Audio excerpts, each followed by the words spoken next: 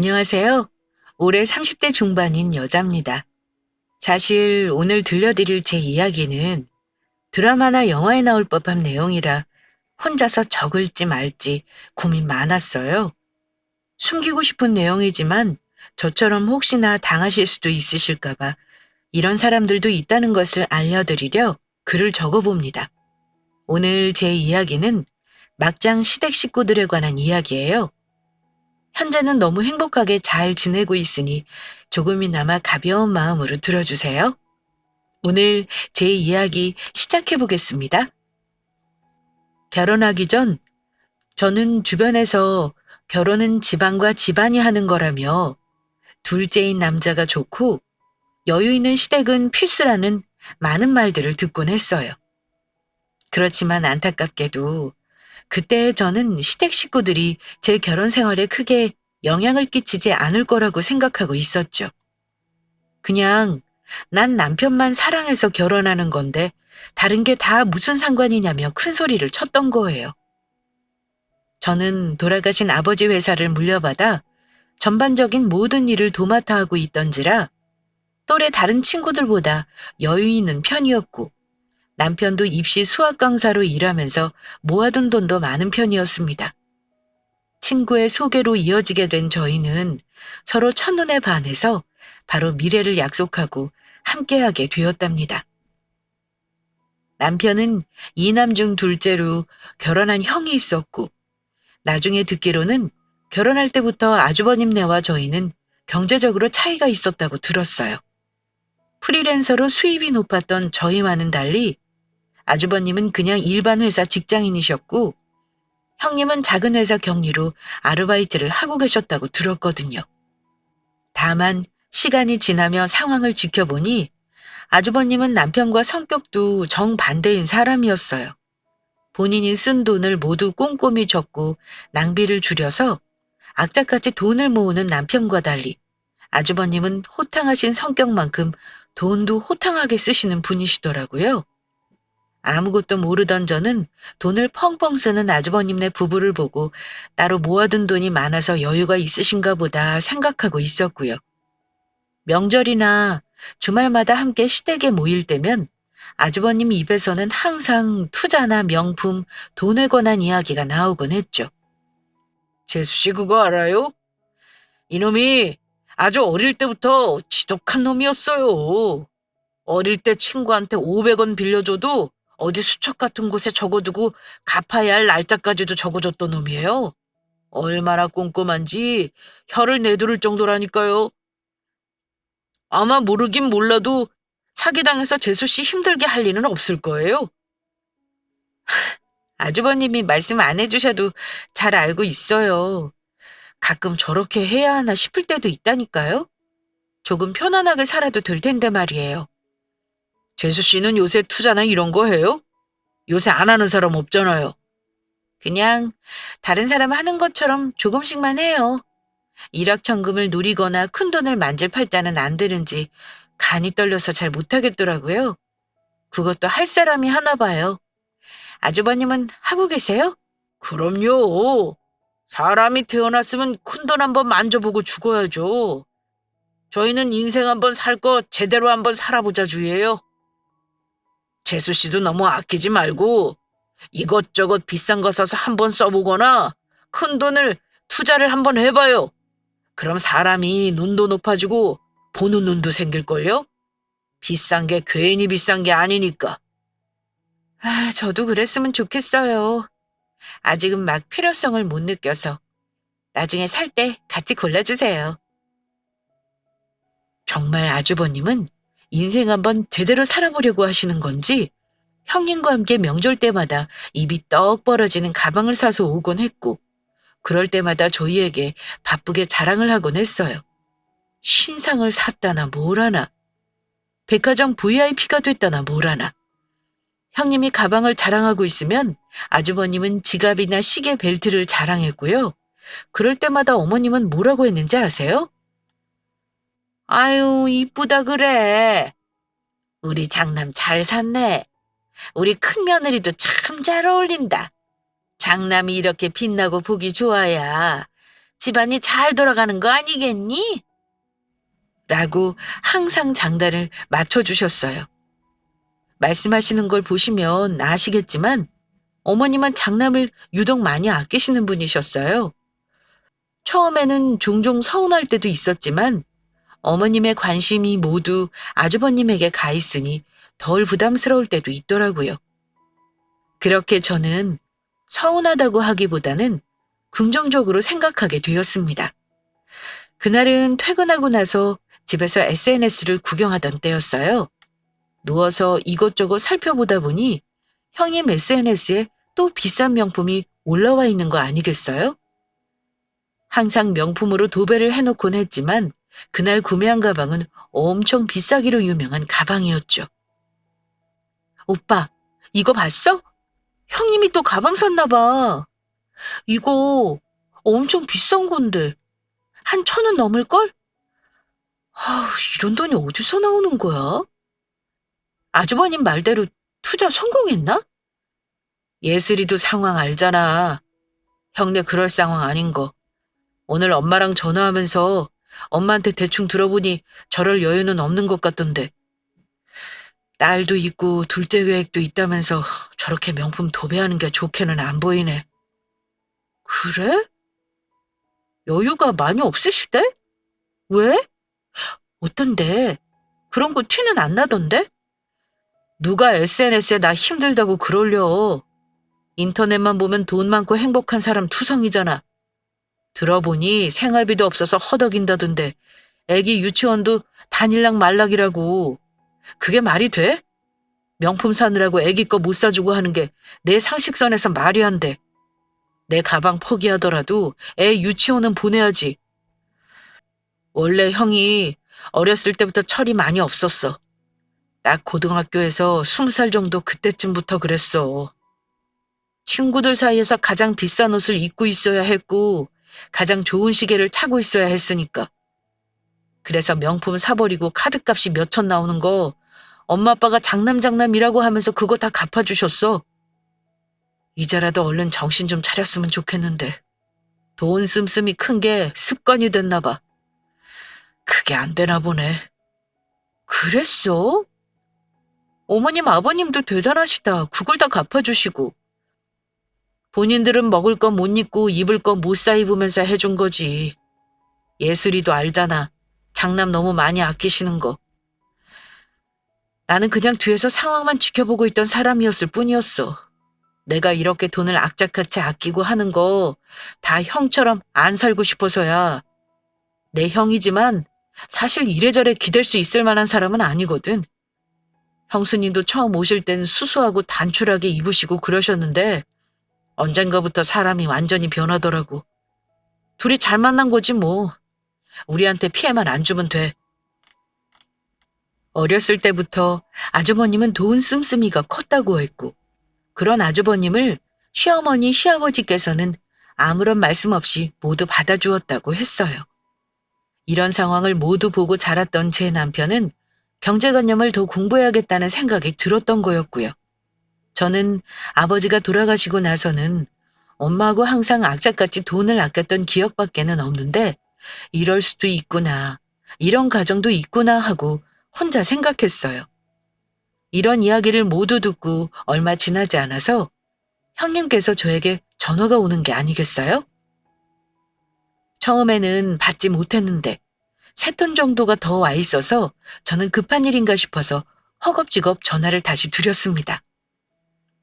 형님, 전화 못 받아서 죄송해요. 무슨 일 있으세요? 아니, 뭐 별일은 아니고 요새도 아버지 사업 그거 계속 하고 있는 거야? 서방님은 계속 수학 강사하고? 네네, 똑같아요. 별다른 일 없어요. 형님도 잘 지내고 계시죠? 어휴, 나는 말도 못해. 갑자기 회사에서 인원 감축한다면서 나를 잘랐지 뭐야? 뭐 어쩔 수 없지. 그래서 집에서 쉰 지 조금 됐어. 아이고, 정말요? 몰랐네요. 그럼 바로 다른 회사 알아보고 계신 거예요? 워낙 물가도 많이 올라서 맞벌이 안 하고는 힘들겠더라고요. 아니, 좀 쉬려고. 남편도 좀 쉬라고 하고 일하기 싫었는데 잘 됐지 뭐. 아, 내가 전화한 건 별게 아니고 혹시 돈 좀 빌려줄 수 있어? 돈이요? 얼마요? 많지는 않아. 몇백 정도? 아, 빌려드릴 수는 있는데 급한 일 있으신 거예요? 아니야, 급하게 쓸 돈이 있는데 그냥 어디 좀 넣어놨거든. 혹시 몰라서 연락해봤어. 빌려준다니 고마워. 나 믿지? 돈 금방 갚을 능력 되는 사람들이야, 우리. 명품백들 많은 거 봤잖아. 아, 네네. 알겠어요, 형님. 계좌번호 불러주세요. 고마워, 동서. 가족 좋은 게 이런 거지. 내가 딱 한 주만 쓰고 바로 붙여줄게. 고마워. 저에게 형님께서 돈을 부탁한 건 처음 있는 일이었고, 가족끼리 처음으로 부탁하는데 거절하는 것도 좀 아닌 것 같아서 돈을 빌려드리게 되었어요. 물론 남편에게도 말은 했고, 일주일만 쓴다고 했다고 말을 전했고요. 남편도 아무리 형이 여유가 없어도 다른 소리 하겠냐며 알겠다고 말도 해주었어요. 끔찍이 싫어할 줄 알았는데 그래도 가족이라고 많이 챙기는 듯 싶었습니다. 다음에 저희가 급할 때가 있을 수가 있으니까 라고 말하기도 하더군요. 그렇게 약속한 한 주가 지났습니다. 구독자분들은 아주버님네가 바로 갚았을 거라고 생각하셨나요? 갚지 않았을 거라고 생각하셨나요? 네, 많은 분들이 예상하셨듯이 깔끔하게 약속은 무시하고 넘어가더라고요. 약속한 날짜는 지났는데 SNS에는 명품을 사고 좋은 독채 펜션으로 놀러가는 사진들. 대체 무슨 돈으로 저렇게 놀러가고 했던 걸까요?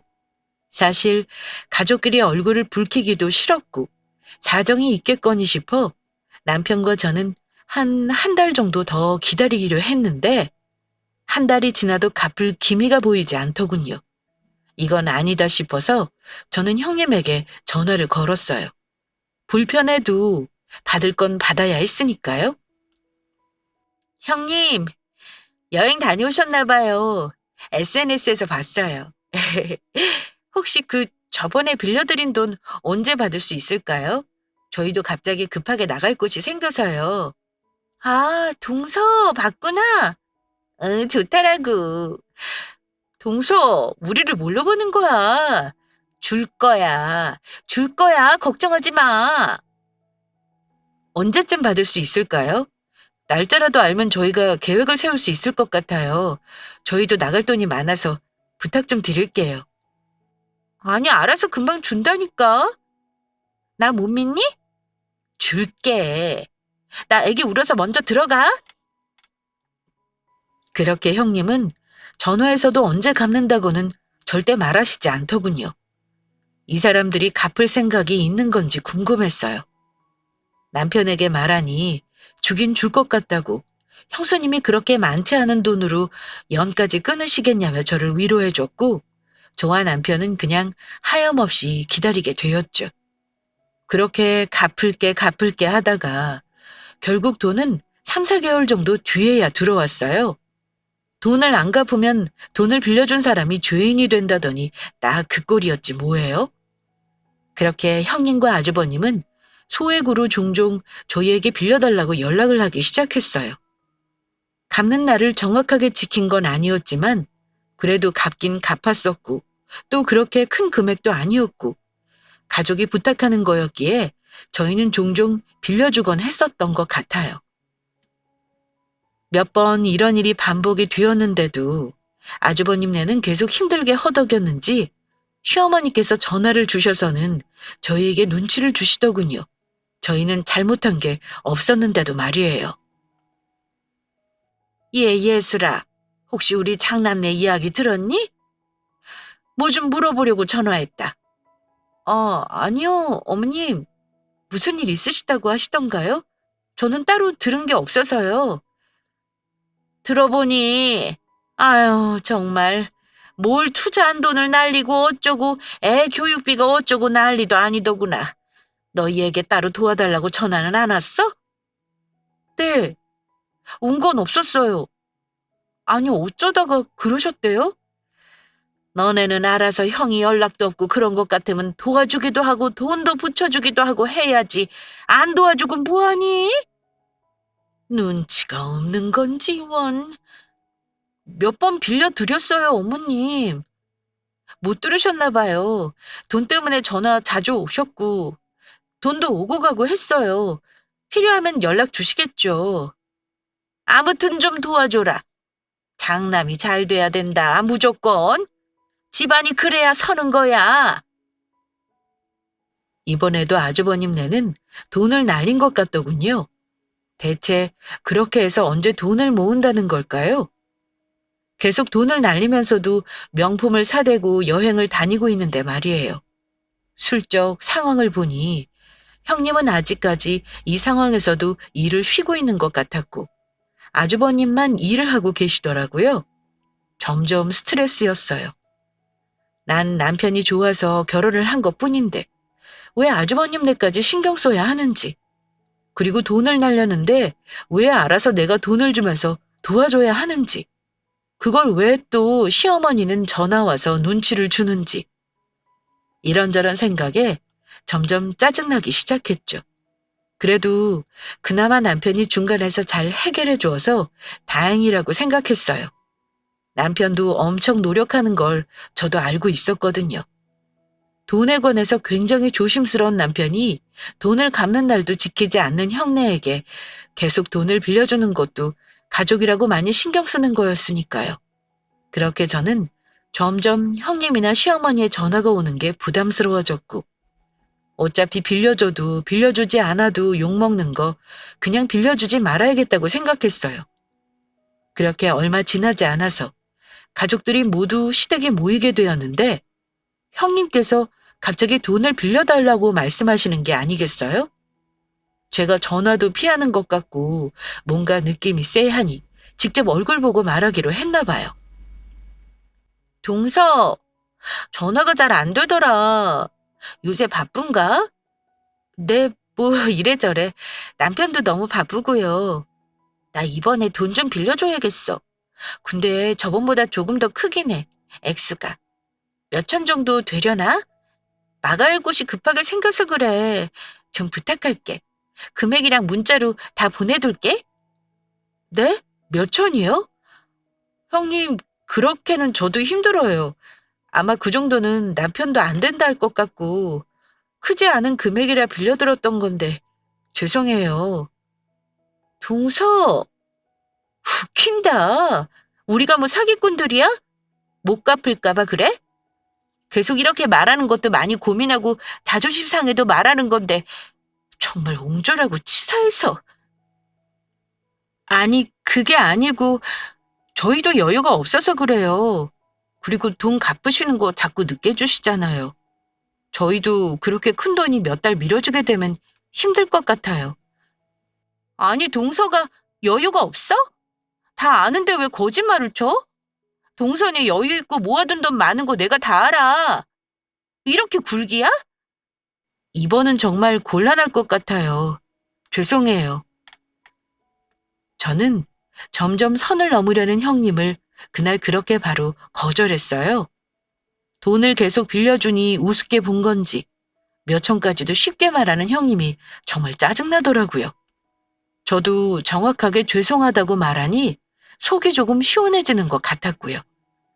그날 다 같이 모여있는 자리를 마무리할 때까지 형님은 계속 표정이 좋지 않았고 아이와 아주버님한테 짜증을 엄청 내더라고요. 뭔가 계획대로 되지 않았던 거겠죠. 집에 오면서 남편에게 모든 일을 전하니 남편은 평소처럼 모두 다 잘했다고 해주면서 몇 천은 본인도 힘들었을 거라고 말하더라고요. 항상 제 편인 남편이 고마웠어요. 다만 갑자기 걱정이 든 건 시어머니였어요. 또 전화 와서 뭐라 하지 않을까 싶었는데 아니나 다를까 혹시나가 역시나로 바뀌게 되었습니다.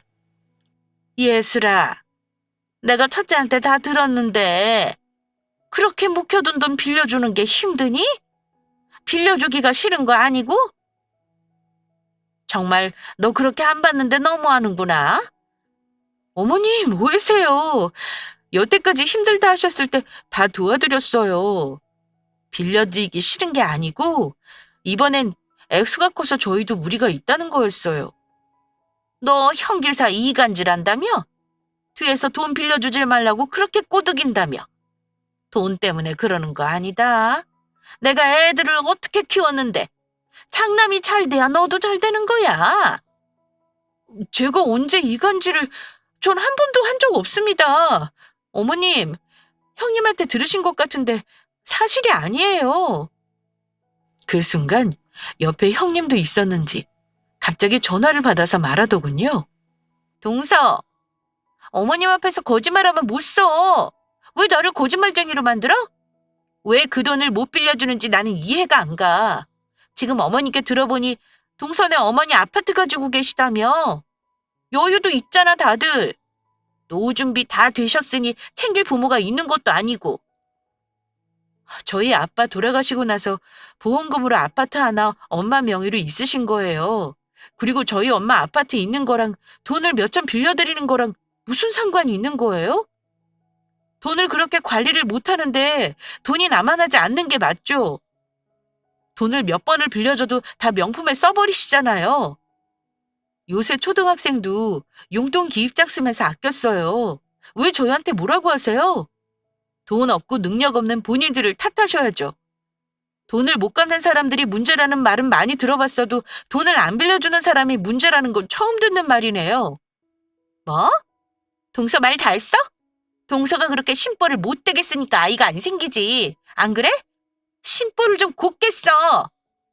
이것 봐. 안 생기는 데는 이유가 다 있다니까. 네? 제가 임신하려고 얼마나 노력하는지 알고 계시면서 그렇게 말씀하세요? 지금 말씀 다 하셨어요? 아니, 말 다 못했다. 돈 빌려주는 게 뭐가 어렵다고 어머님이 말씀하시는데도 따박따박 말대꾸를 해? 그 순간 옆에 있던 남편이 참지 못했는지 전화를 바꿔받아서 말하더라고요. 제가 돈 주지 말라고 했고요. 저희는 최선 다했습니다. 저희하고 이제 안 보고 살았으면 합니다. 영 끊자는 말입니다. 저는 여태까지 참고 살아왔지만 예슬이는 그럴 이유 없습니다. 앞으로도 저희한테 어떻게 하실지 눈에 뻔히 보여서 참을 수가 없네요. 형수님 지금 말씀하신 거 잘 생각해 보세요. 형하고도 더 이상 형제 아닙니다. 그렇게 남편은 화난 얼굴로 전화를 끊었고 저에게 계속해서 미안하다고 하더라고요. 사실 남편이 미안할 내용은 아니었는데 말이에요. 형님은 제가 돈을 빌려주지 않는다는 이유로 형제 사이를 이간질한다는 거짓말로 시어머니를 꿰어서 저에게 전화를 하게 만들었고 힘들게 살아온 저희 엄마 아파트를 둘먹이질 않나 아이가 생기지 않는 저희 부부에 대한 모욕, 정말 상처가 많이 되고 화도 많이 났어요. 그래도 저는 영 끊을 생각은 하지 않았는데 남편은 단호하게 결정을 내리더군요. 나중에 하는 말을 들어보니 20살 때부터 형 때문에 피해를 본 게 많다고 하기도 했고 계속해서 이런 일이 반복될 것 같았다고 해요. 어차피 빌려줘봤자 명품 가방이나 하나 더 늘리는 거라고도 했고요. 너무 무리한 도움을 요청하고 바뀌는 게 없는 형님네와 저희는 연을 끊게 된 거였어요. 시어머니께는 사실대로 잘 설명을 드리고 오해라고 말씀을 드렸지만 장남내를 유독 아끼셨던 분이라 저에 대해서 많이 실망한 듯 보였어요. 어쩔 수 없이 어머님도 시간이 필요하시겠다라고 생각하고는 뒤에서 조용히 챙겨드리려고 노력했어요. 그러다가 저는 청천벽력 같은 소식을 듣게 됩니다. 바로 지병이 있던 저희 엄마가 급작스럽게 심장마비로 돌아가시게 된 거였는데요. 심장이 쪼이는 느낌이 종종 든다고 하셔서 병원에 모셔다 드리곤 했었는데 그날도 심장이 쪼이는 느낌이 들어서 119에 직접 전화를 하시고는 쓰러진 채로 발견되었다고 전해 들었어요. 처음에는 믿기지 않는 소식에 몇 번이나 병원에 되묻기도 했고 아니라고 울부짖기도 했지만 정말 맞더군요. 아빠가 돌아가시고 나서 한참 흔들리던 저를 강하게 붙잡은 저희 엄마가 이제는 아빠 곁으로 가셨다는 생각을 하니 정말 견디기 힘들었어요. 아빠가 너무 많이 보고 싶으셨나 봐요. 너무도 갑작스러워서 더 고통스러웠던 것 같기도 했고요. 왜 그 순간 엄마 옆에 내가 없었을까? 엄마가 가보고 싶다던 식당을 왜 한 번 모시고 가지 못했을까? 엄마가 가고 싶다던 외국 여행을 왜 한 번 시켜드리지 못했을까? 이런저런 생각에 귀를 막고 눈을 감아봐도 이 고통이 언제 끝날지 보이지 않는 것 같았어요. 그렇게 제 남편은 옆에서 저와 함께 슬퍼했고 제가 해야 하는 모든 일도 다 알아서 처리해 주더라고요. 정말 내 편인 것 같이 정말 고마웠어요. 울다가 지쳐 잠들고 손님과 인사하고 그러다 보니 익숙한 얼굴이 장례식장을 찾아왔더군요. 바로 아주버님네와 시어머니였어요. 왜 왔는지 순간 보고 싶지 않은 얼굴이었지만 화낼 힘도 여기까지 왜 왔냐고 말할 힘도 저는 없었습니다. 남편은 자기들도 이제 일이 이렇게 되니 용서를 빌고 싶나 보다, 깨달았나 보다 하면서 저에게 달래주며 말해주더군요. 아이고 예슬아, 힘들겠구나. 갑자기 이게 다 무슨 일이니? 사돈 어른이 갑자기 이렇게 되시다니 할 말이 없구나. 잘 이겨내렴. 옆에 있을 테니. 어머님 감사합니다. 말씀 잘해주셔서요. 동서, 잘 지냈어? 마음이 너무 안 좋네. 우리가 다시 볼 사이는 아니지만 그래도 사람 둘이는 해야 할 것 같아서 왔어. 우리 그래도 가족이잖아. 네. 아주버님도 형님도 감사해요. 시어머니, 형님, 그리고 아주버님은 가족이라며 장례식에 찾아와 주었던 거였고 아무리 미우고 싸우고 그랬어도 고마운 마음이 살짝 들었어요. 연을 끊었는데도 제 마음을 신경 써주고 장례식장까지 와서 저를 위로해주고 해서요. 그런 모습에 저는 형님이 욱해서 그렇게 심한 말을 했나 보다 하고 이해를 해보려고 머리로 노력도 했어요. 그렇게 한쪽에서 시댁 식구들은 밥을 다 먹고 이야기를 나누는 듯 했는데 갑자기 형님이 저를 따로 부르시더라고요.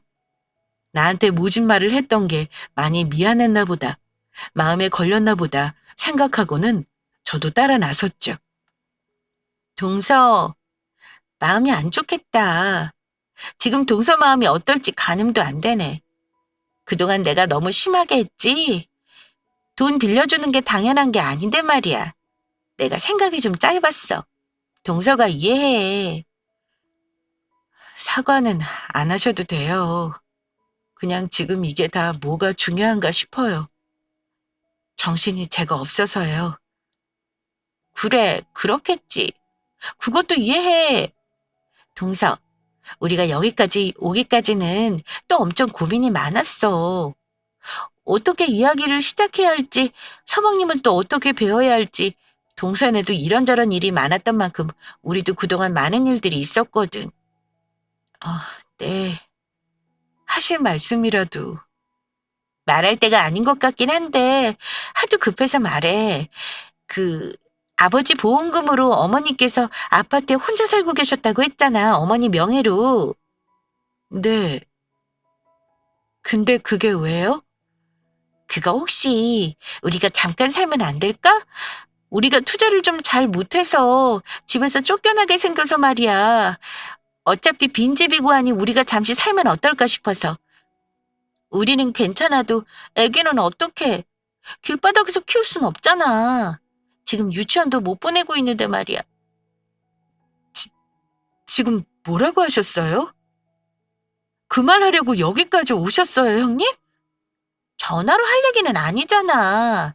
가신 분은 이제 가신 분이고 집이 하나 남는 거니 서로 돕고 살면 되는 거지.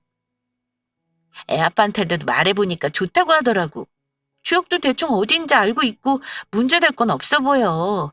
오히려 신도시 쪽이던데 우리야 좋지. 상부상조 아니겠어? 그냥 동서만 조금 마음 예쁘게 쓰면 되는 것 같은데 어떻게 생각해? 괜찮지?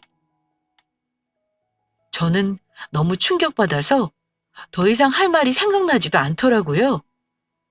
장례식장에 와서는 지금 엄마 집 얘기를 꺼내고 집에서도 쫓겨나게 생겼는지 잠깐 산다는 뻔뻔한 부탁 아닌 부탁도 하더군요. 저는 너무 충격받아서 그 자리를 벗어나 시어머니와 아주버님이 있는 곳으로 향했어요. 환한 얼굴로 정신없이 빈소로 달려오는 제 얼굴을 보고 남편은 무슨 일인지 놀라 쫓아오고 있었어요. 다 나가세요. 저는 다들 반성하고 장례식장에 왔구나.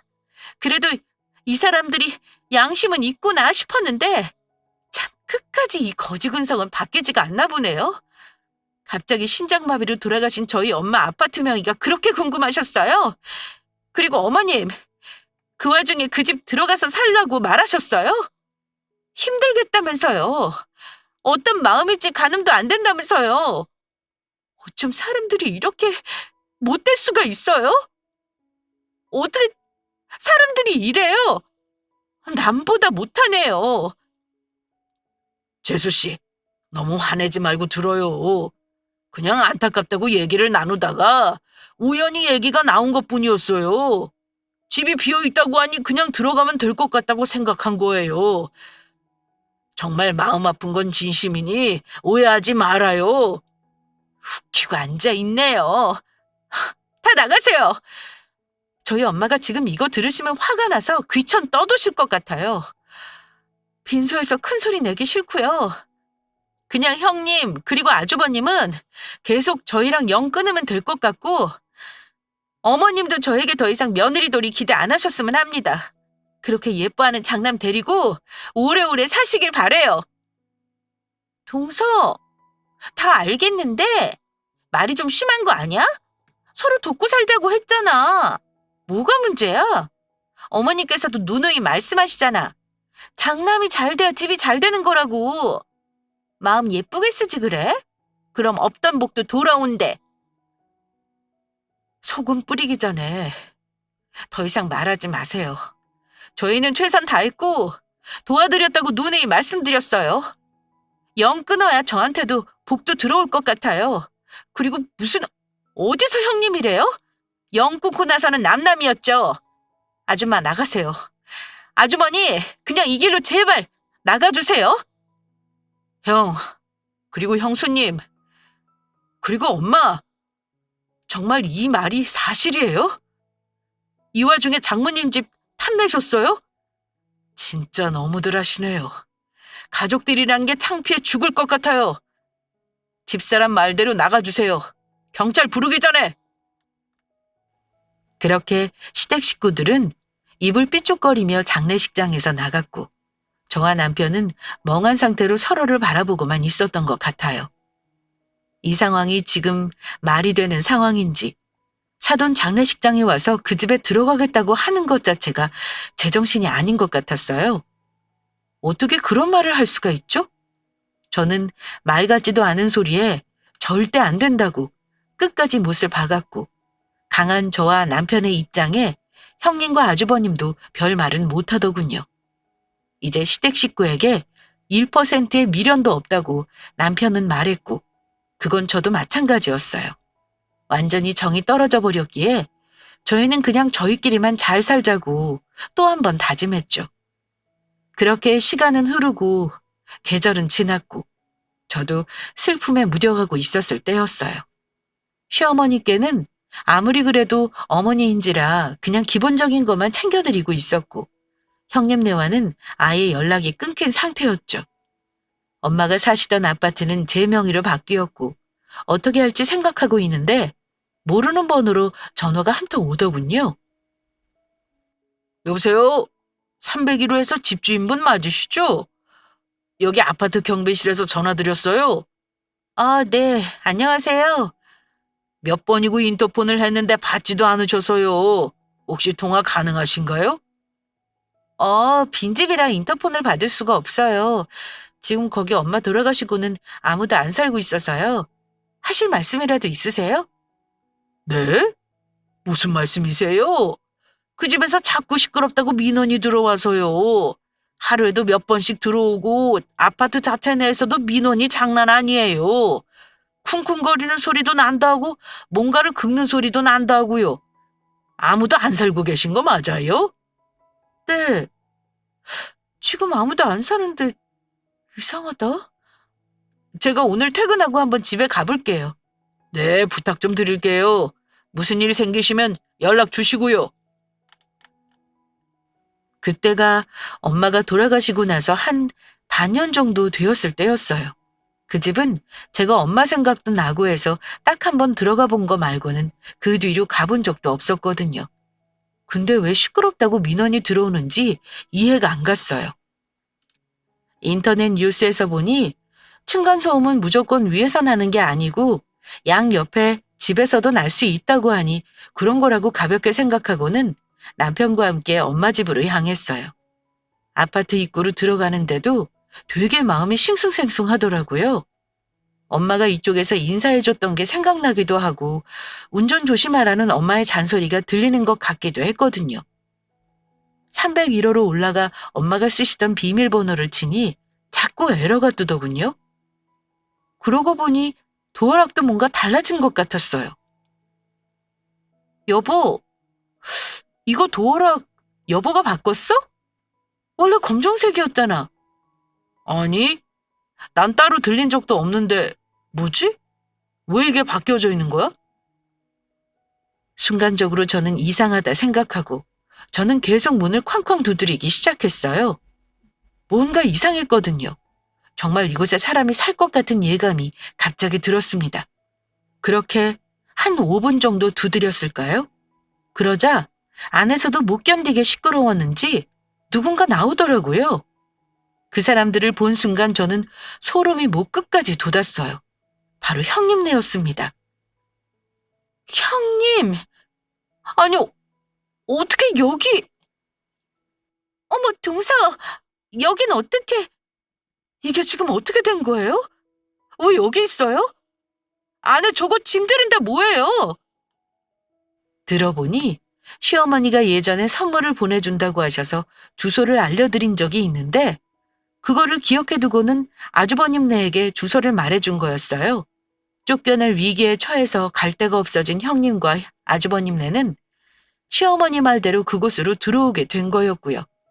아기가 자꾸 뛰니 밑에서 층간소음 민원이 들어온 거였습니다. 이게 말이나 되나요? 이건 범죄였어요.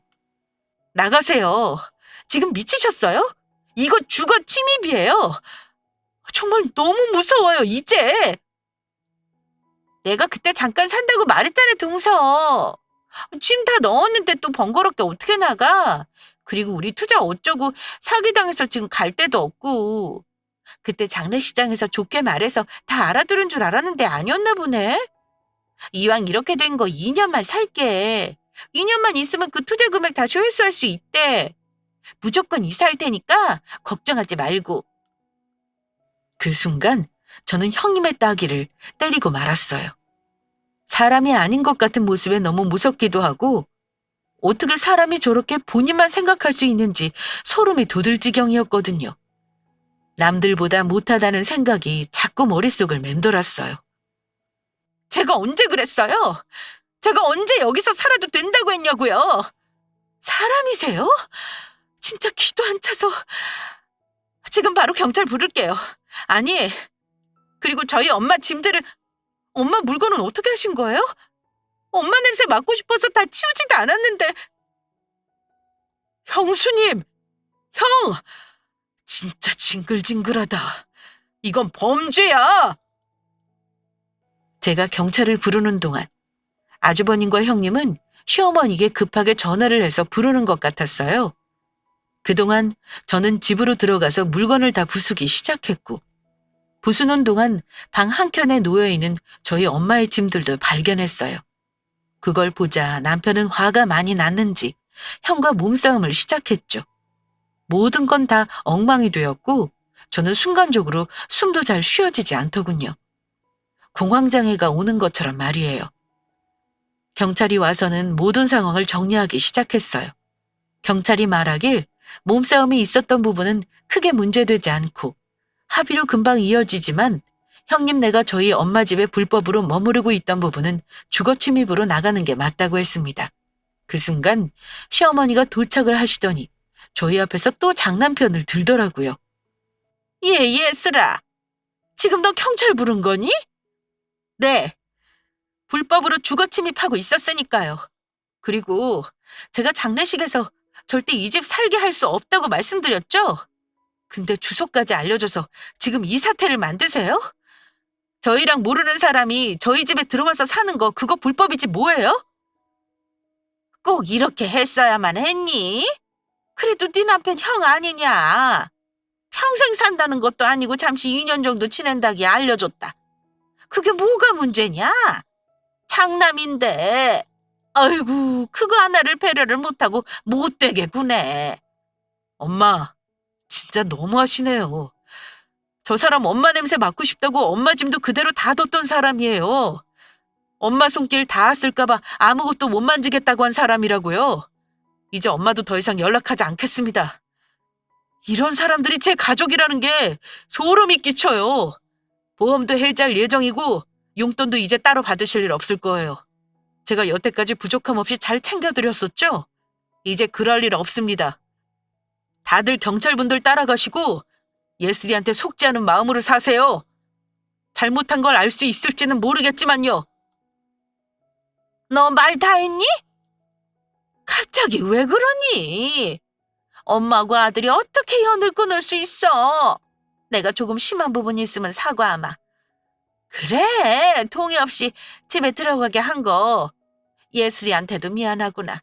근데 정말 좋은 마음으로 다 같이 잘 됐으면 하는 마음으로 그렇게 말한 거였단다. 그래, 동서. 미안해. 용돈이라 그런 거 없으면 어머님이 어떻게 생활을 해. 보험도 그렇고. 한 번만 잘 생각해줘. 갑자기 다 끊어버리면 다 힘들어. 이제 저희 이사 가고 핸드폰 번호도 다 바꿀 테니 둘째 아들은 죽은 셈 치세요. 그렇게 모든 시댁 식구들과 저희는 연을 끊게 되었습니다. 시댁 식구들은 경찰에 이끌려서 집에서 나가게 되었고 저희는 합의도 하지 않겠다고 말씀을 드렸고요. 긴 싸움 끝에 결론은 아주버님네가 주거침입죄로 벌금형에 처하게 되었습니다. 여유가 없어서 아마 그 돈을 마련하기 힘들었을 거예요.